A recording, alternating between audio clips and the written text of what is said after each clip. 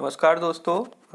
Start करने जा रहे हैं बाउंड्री मार्क्स। ठीक है, तो क्वेश्चन है आपका, what is boundary marks, explain the procedure for settlement of boundary disputes under the UP revenue code 2006। ठीक है, तो इसमें हम जो है क्वेश्चन है इसको डिस्कस करेंगे।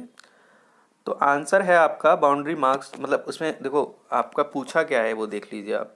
इसमें पूछा है आपका बाउंड्री मार्क्स पूछा है और प्रोसीजर को एक्सप्लेन करवा रहा है कि भैया जो सेटलमेंट होता है बाउंड्री डिस्प्यूट से रिलेटेड मैटर्स में, तो उसका प्रोसीजर क्या है आप वो बताइए हमको। ठीक है, तो ब्लेज जो होता है वो सबसे छोटी इकाई होता है रेवेन्यू एडमिनिस्ट्रेशन की। सेक्शन 420 डिफाइन करता है ब्लेज को एज एनी लोकल एरिया। वो कॉम्पैक्ट भी हो सकता है, अदरवाइज भी हो सकता है। कॉम्पैक्ट मतलब होता है कोई लिमिटेड दायरे में होना, ठीक है। अन्यथा और भी हो सकता है कोई कॉम्पैक्ट नहीं हो, ठीक है, मतलब फैला हुआ हो तो वो भी हो सकता है। Recorded as a village in the revenue record of the district concerned and includes an area which the state government may by general or special notification declare to be a village। ठीक है, boundaries of all villages have to be fixed and demarcated by boundary marks which shall be construed and maintained in such manner as may be prescribed। अब मैं आपको एक बात बताता हूँ। जैसे मेरा गांव है, ठीक है, काशीपुर। जब हम अपने गांव से दूसरे गांव पे जाते हैं तो जहाँ गांव ख़त्म होता है वहाँ एक पत्थर लगा हुआ है, ठीक है। उस पत्थर या एक गेट लगा हुआ है जिससे ये कहते हैं कि भैया आपका स्वागत है काशीपुर गांव में, ठीक है। वैसे ही हर एक गांव के आगे एक पत्थर लगा हुआ है कि भैया यहाँ से आपका गांव स्टार्ट हो रहा है। आप ये भी देखेंगे जब आप सड़क पे जा रहे होते हैं तो पत्थर साइड में लगे हुए होते हैं कि मान लो ये आपका सिकंदराबाद आ गया, ये आपका अलीगढ़ आ गया। तो ऐसे करके गांव में भी आपके पत्थर या बाउंड्री मार्क्स लगे होते हैं कि यहाँ से अब भैया दूसरा विलेज स्टार्ट हो रहा है आपका, ठीक है, या दूसरी ग्राम पंचायत आपकी स्टार्ट हो रही है, ठीक है। क्योंकि ग्राम पंचायत मैंने इसलिए नहीं बोला क्योंकि ग्राम पंचायत में एक से अधिक विलेज भी आ सकते हैं। तो इसलिए विलेज के लिए ग्राम पंचायत वाला ज़रूरी नहीं है, विलेज के लिए आपका विलेज ही सही रहता है। यानी कि अब यहाँ से आपका पर्टिकुलर विलेज स्टार्ट हो रहा है और जब ख़त्म होगा तो उसके लास्ट में जाके भी एक बाउंड्री मार्क्स होगा। अब जिधर जिस जिस साइड से मान लो, देखो 4 साइडें होती है, नॉर्थ ईस्ट वेस्ट और क्या कहते हैं आपका नॉर्थ साउथ ईस्ट वेस्ट, ठीक है, 4 होती हैं। तो किसी भी गांव की 4 साइडें तो होंगी, तो चारों साइडों पे वो पत्थर लगा होगा, बाउंड्री मार्क्स आपका शोन करा होगा कि भैया यहाँ आपका गांव की सीमा ख़त्म होती है। तो ये आपका बाउंड्री मार्क्स हो गया। अब फिक्सेशन कैसे करते हैं, डिमार्केशन कैसे करते हैं बाउंड्रीज का, वो देखते हैं।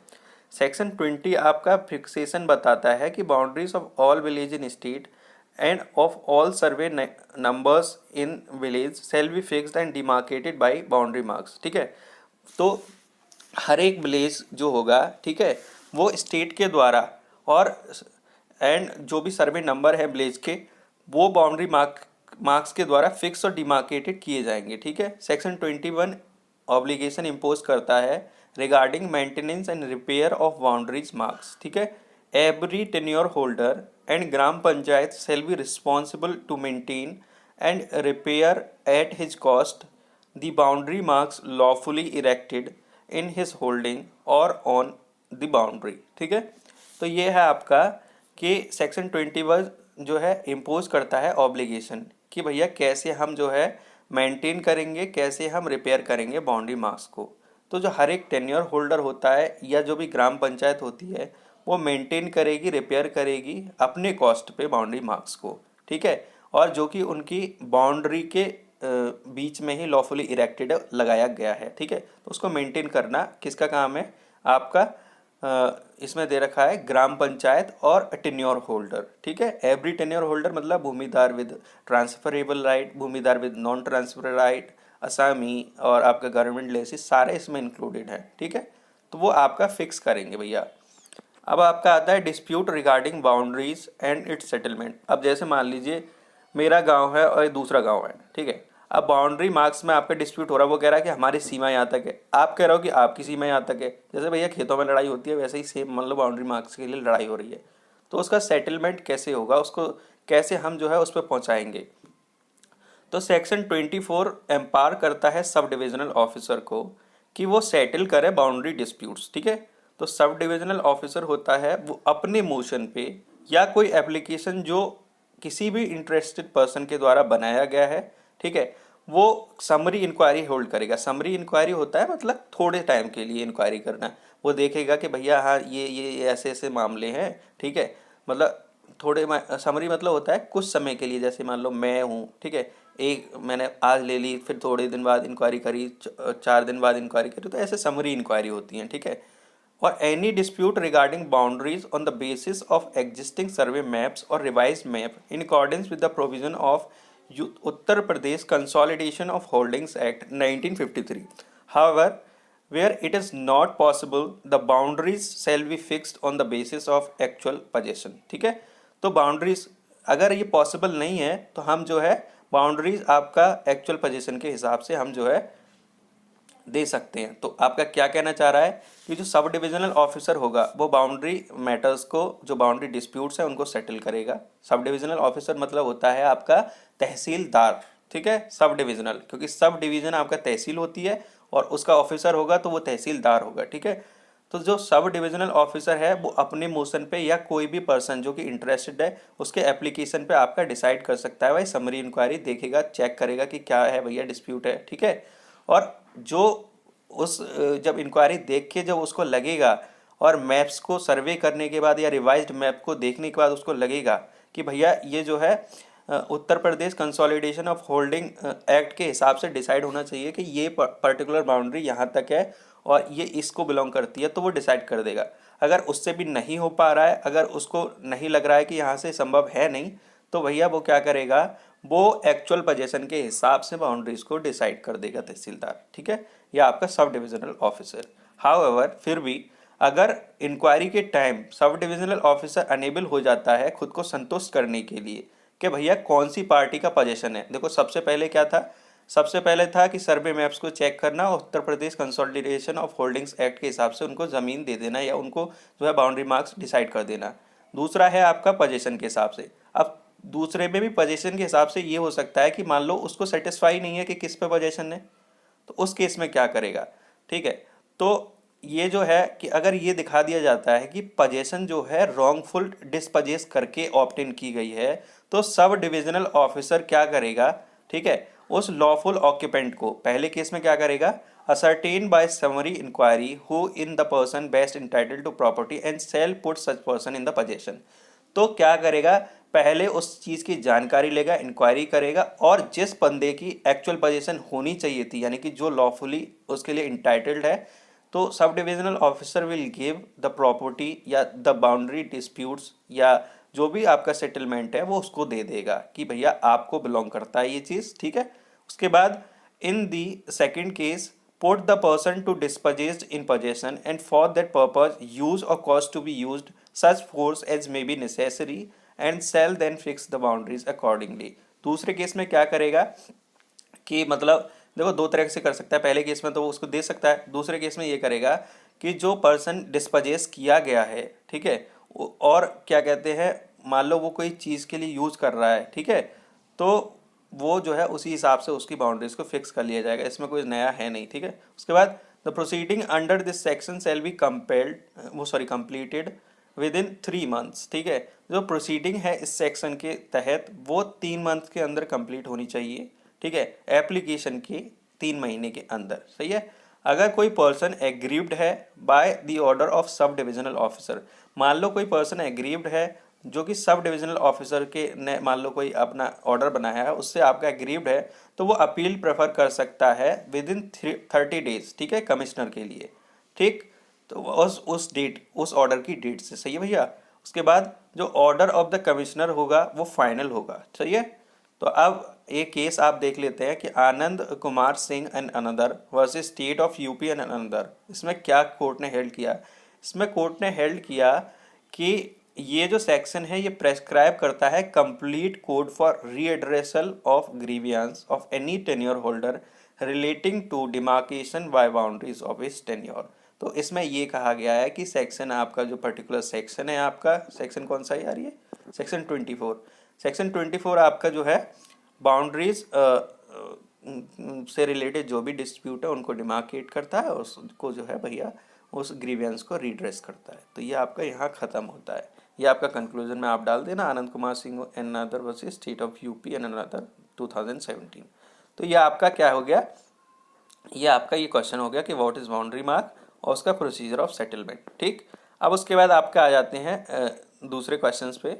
Discuss obligation of tenure holder and gram panchayat regarding maintenance and repair of boundaries mark. ठीक है, हाँ मतलब टेन्योर होल्डर के क्या ऑब्लिगेशन होते हैं, या ग्राम पंचायत जो regarding maintenance and repair of boundary marks, ठीक है, उनके क्या क्या ऑब्लिगेशन होते हैं, क्या क्या ड्यूटीज़ होती हैं, बेसिकली ये है। ठीक है, तो आप इसको देख लेते हैं। सेक्शन 21 जो है आपका इम्पोज करता है obligation regarding maintenance and repair of boundary marks. देखिए सेक्शन, मैं बताऊं, मैं यूपी लोकल लॉ में मेरे हाईएस्ट तो नहीं कहूँगा, लेकिन हाँ मेरे बहुत अच्छे मार्क्स थे उस टाइम पे। पिछली बार जब मैंने यूपीजे मेंस दिया था तो करीब मेरे 120 के समथिंग मार्क्स थे इसमें। तो इसमें जो मार्क्स थे तो वो उस बेसिस पे थे, मुझे तो सेक्शंस भी याद नहीं रहे थे यार। मैंने तो जनरल लिखा था, जो जनरल आइडिया होता है ना उसी हिसाब से लिखा था, मैंने सेक्शंस तक मेंशन नहीं किए थे। मुझे जो लग रहा था ना क्वेश्चंस का जो आंसर होना चाहिए प्रॉपर, मैंने बस वही लिखा, उसी पे मुझे मार्क्स मिल गए थे। तो ये ज़रूरी नहीं कि आपको सेक्शन स्ट्राइक कर रहा है तो आप ना लिखो, आप पैनिक हो जाओ। पेपर में कभी पैनिक नहीं होना है, पेपर में पेपर को जस्टिफाई करना है। ठीक है, वो आपसे ये नहीं चाहता है कि आप रेक्टिफाई करें भैया और आप जो है सेक्शन 21 करेक्ट सेंटेंस वो लिखा है। आपको उसका थोड़ा भी रेफरेंस पता है और आप उसकी बेसिक्स जानते हो तो आप उसको पुट कर सकते हो यार। ठीक है, आपको मार्क्स मिलेंगे। ठीक है, ये बीपीएससी की तरह नहीं करता है कि भैया एस छूट गया तो उसको नंबर ही काट दिया पूरा, या ई छूट गया तो नंबर काट दिया पूरा। ये जो है इस सेंस में बहुत सही है और ये आपको आपके कॉन्सेप्ट में नंबर मिलेंगे आपको। ठीक है, सेक्शन 21 कहता है कि obligation regarding maintenance and repair of boundary marks. ठीक है, ये ऑब्लिगेशन करता है कि every tenure holder shall be responsible to maintain and repair at his cost the boundary marks lawfully erected in his holding और on the boundary thereof. ठीक है, अब क्या कहते हैं, सेक्शन 21 आपका जो है रिस्पॉन्सिबिलिटी और जो भी आपकी मेंटेन एंड रिपेयर करेगा बाउंड्री मार्क्स को, वो आपका सेक्शन 21 में आपका बता रखा है। तो अब अगर उसकी क्या रिस्पॉन्सिबिलिटी है ग्राम पंचायत की, वो 21 क्लॉज 2 में बताई गई है कि ग्राम पंचायत रिस्पॉन्सिबल होगा बाउंड्रीज मार्क्स या जो other than mentioned in 21 clause 1। ठीक है, lawfully erected in village situated with in its jurisdiction. इसमें ज़्यादातर आपको सेक्शन ही देखना है। उसके बाद रिपोर्ट ऑफ डैमेजेस, मान लो कोई रिपोर्ट हो गई है तो उसकी रिपोर्ट किसको दी जाएगी। अगर कोई बाउंड्री मार्क लॉफुली इरेक्टेड हो गया है, ठीक है, और उसमें लेखपाल सर्कल आपका डिस्ट्रॉयड हो गया या रिमूव हो गया या डैमेज हो गया है, तो जो कंसर्न लेखपाल होगा वो खुद जाएगा प्रॉम्प्टली, यानी कि बहुत जल्दी जाएगा और उस मैटर को नायब तहसीलदार को भैया रिपोर्ट कर देगा कि ये भैया मसला हो रहा है, अब आप देख लीजिए सब कुछ। ठीक है, अब duties of gram panchayat and tenure holder, ये आपका सेक्शन 23 में दे रखा है। ड्यूटी क्या है, तो ये कहता है कि सब डिविजनल ऑफिसर क्या कर सकता है, ग्राम पंचायत, ठीक है, या फिर टेन्योर होल्डर जो कि उसकी होल्डिंग के रिगार्डिंग कोई मैटर है, तो वो ये कह सकता है to erect and restore proper boundary mark, कि भैया आप या तो प्रॉपर बाउंड्री मार्क इरेक्ट कीजिए या उसको जो है रिस्टोर कीजिए। ठीक है, ऐसे काम नहीं चलेगा कि आपने हाँ हाँ हो गया सर हो गया। आप इसमें प्रॉपरली आप जो है इसमें कुछ भी करिए, चाहे डंडा गाड़िए चाहे कुछ करिए, प्रॉपरली इरेक्ट करिए कि यहाँ आपका बाउंड्री मार्क्स है। ठीक, तो ये आपका सब डिविजनल ऑफिसर बताएगा और ग्राम पंचायत की ड्यूटी हो गई to erect and to restore the proper boundary marks और टू रिपेयर और replace the same in such manner as may be prescribe. ठीक है, अगर मान लो फेलियर टू इरेक्ट, रिस्टोर या रिपेयर या रिप्लेस बाउंड्री मार्क्स, तब क्या होगा, तो सेक्शन 23 ही प्रोवाइड कराता है कि अगर ग्राम पंचायत या टेन्योर होल्डर फेल कर जाते हैं, मान लो वो नहीं कर पाते हैं भैया वो चीज़, तो क्या होगा, तो जो सब डिविजनल ऑफिसर है वो खुद make cause such boundary marks to be erected, वो खुद जाके इरेक्ट करवाएगा, रिपेयर करवाएगा, रिस्टोर कराएगा, रिप्लेस कराएगा और उस चीज़ की कॉस्ट जो है रिकवर करेगा ग्राम पंचायत और उस टेन्योर होल्डर से। तो एसडीओ खुद करेगा पहले तो, और फिर जो है उससे मान लो उसको जो कॉस्ट इनकर हुई है उस चीज़ की वो लेगा ग्राम पंचायत और टेन्योर होल्डर से। तो यहाँ आपका जो है ये क्वेश्चन आपका खत्म हो जाता है। क्या है, discuss obligation of tenure holder and gram panchayat regarding maintenance and repair of boundaries marks. ठीक है सर, उसके बाद आपका नेक्स्ट क्वेश्चन है आपका right a short note on right of way and other easement. ठीक है, देखिए ईजमेंटरी राइट्स कौन से राइट होते हैं पहले तो ये बता दे रहा हूँ मैं। ईजमेंट्री राइट वो राइट होते हैं जो डोमिनेंट हेरिटेज से अलग होते हैं, ठीक है। डोमिनेंट हेरिटेज वो चीज़ होती है जिस पे आपका प्योर पूरा राइट है, ठीक है। तो भैया ईजमेंट्री राइट वो होते हैं जैसे पानी देख आप सड़क पे जा रहे हो, सड़क पे जाने का आपका राइट है, ठीक है। लेकिन आप किसी के घर में जा रहे हो तो आप पे ट्रेसपास का केस लग सकता है, ठीक है भैया। क्योंकि वहाँ जो है ट्रेसपास का केस क्यों लगेगा, क्योंकि ट्रेसपास का केस इसलिए लगेगा क्योंकि वो उसका डोमिनेंट हेरिटेज है, वो उसका स्वामित्व है उस चीज़ पे, उसके स्वामित्व से आप जो है उसको हटा नहीं सकते, ठीक है। आप परमिशन से जा सकते हो, ठीक है, if you can take permission, ठीक है, आप उसमें एंट्री ले सकते हो, आप तब तो आपको अलाउड है।